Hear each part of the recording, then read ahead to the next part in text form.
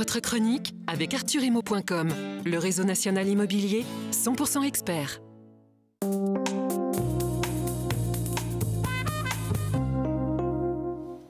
Ça sent peut-être bon, mais c'est surtout le goût qui s'annonce redoutable. Aujourd'hui, écoutez bien, regardez bien, salivez bien, la langoustine, Philippe Toinard.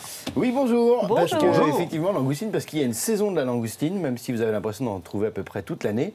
Les pêcheurs disent que quand la pêche de la Saint-Jacques s'arrête, c'est-à-dire fin avril, début mai, débute la période de la pêche de la langoustine. En fait, c'est qu'il y a une saison, disons qu'il y a une période de l'année où elle est très abondante, et c'est en ce moment, avril, mai, juin, juillet à peu près.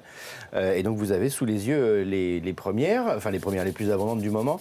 Et sachez que pour information, c'est Lorient qui est le premier port de pêche de débarquement de langoustines vivantes, avec en 2013 600 tonnes qui ont été pêchées et qui le sont en général entre l'île de Groix et Belle-Île. On l'achète donc vivante, Philippe? Alors, de préférence, mais c'est un exercice assez délicat et difficile. C'est ce que j'ai essayé de vous faire hier matin, mais j'ai sillonné longtemps Paris pour vous en trouver des vivantes.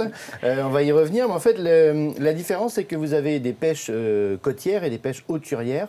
Donc, la pêche côtière, le principe, c'est que les bateaux rentrent assez rapidement au port. Donc, vous avez la chance éventuelle de retrouver les langoustines très rapidement sur l'étal de votre poissonnier et donc encore vivantes. Les hauturiers, c'est très différent. Ils partent loin, ils partent en haute mer. Et évidemment, à chaque fois qu'ils pêchent des langoustines, ils les mettent sous la glace. Et là, quand elles arrivent en France, quelques jours plus tard, elles ont évidemment perdu toute notion du temps. Elles sont assommées par la glace, elles ne sont plus vivantes. Des petits conseils pour vous assurer qu'elles sont bien fraîches, même si elles ne sont plus vivantes. C'est pas parce qu'elles ne sont plus vivantes sur l'étal que c'est un mauvais signe. L'essentiel, c'est qu'elles soient fraîches. Et pour savoir si elles sont bien fraîches, elles doivent encore avoir leurs deux pattes de devant, principales, bien attachées au corps.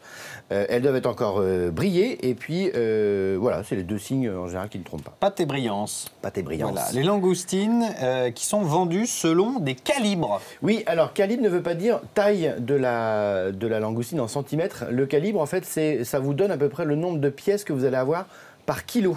C'est-à-dire que si vous avez une recette et on vous dit qu'il vous faut 1 kg de langoustine, vous cherchez le calibre qui va correspondre à ça. Vous avez devant vous la chance d'avoir par exemple des moins de 10 qui sont les plus recherchés. C'est-à-dire que goûter, sur 1 kg, vous avez moins de 10 langoustines. Donc ce sont des grosses mémères qui faisaient à peu près 100 grammes chacune. Après, vous avez des 15, 20, vous avez des 30, etc. Et le prix, évidemment, diffère. En sachant qu'en moyenne, il faut que les langoustines les plus petites, qui ne sont pas les meilleures pour info, font 9 cm.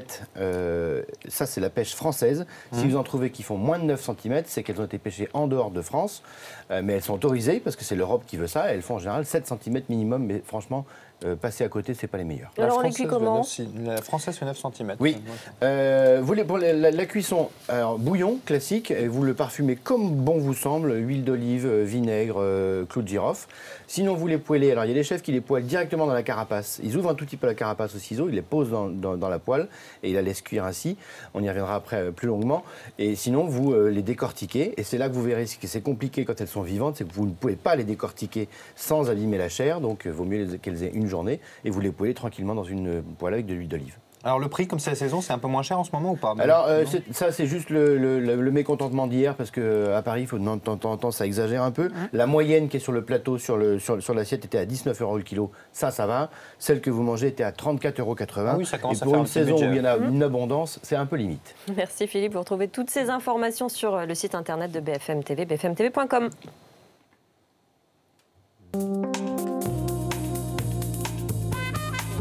Sont bonnes ? Je les ai pas.